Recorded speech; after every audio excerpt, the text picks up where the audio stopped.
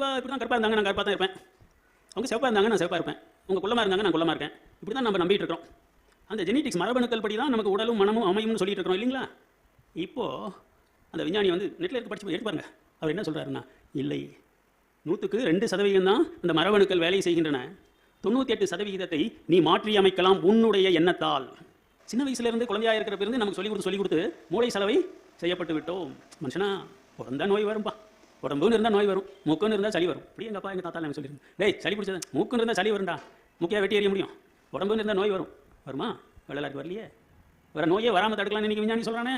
அது என்ன கேட்டுக்கிட்டு தான் நோய் வருதுங்கிறார் வள்ளலாறு. ஆமாம், உங்களுடைய ஆழ் மனதிலே நீங்கள் வெத்தலை பாக்க வச்சு கூப்பிட்றதுனால தான் வருது அந்த நோய் கிருமிகள்.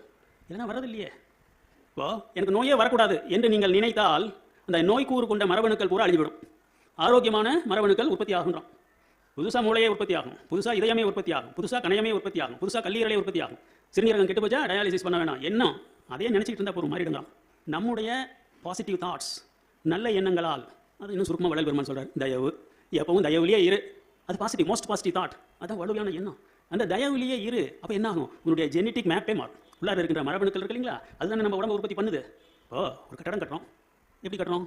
இன்ஜினியர் ஒரு மேப் போட்டு கொடுக்குறாரு, அதை கொண்டு வந்து மேஸ்திரிட்ட கொடுக்குறோம், அதை பார்த்து அவர் கட்டிடுறாரு இல்லையா? அதை போல் நம்ம உடம்பு உற்பத்தி ஆவதற்கான மேப் டிராயிங், அதுதான் அந்த ஜீனோம்ன்றது. அதையே மாற்றலாங்கிறான். பாதி கட்டடம் கட்டுறோம், சரி வரல, இடிச்சுட்டு வேற கட்டலாம் இல்லை. அதே போல் இந்த உடலை மாற்றி அமைக்கலாம் என்று இன்றைய விஞ்ஞானி சொல்லலாம். இதுதான் அன்றைக்கே வள்ளல் பெருமான் சொன்னார். பிணி மூப்பில் சம்மதமோ நமக்கு சிறந்திடும் சன்மார்க்கம் ஒன்றே, பிணி மூப்பு மரணம் சேராமல் தவிர்த்திடும் கான். அவர் தவிர்த்துக்கிட்டாரே. அவர் உடம்புல கொஞ்சம் முதுமை வந்துச்சான், அதான் நிறைய வந்திருக்கும் போல இருக்கு. திரைந்து உழுத்த என் உடம்பு மீண்டும் செழும்பன் உடம்பாய் திகழ்ந்ததே. நம்முடைய எண்ணத்துக்கு அவ்வளவு ஆற்றல் இருக்கு.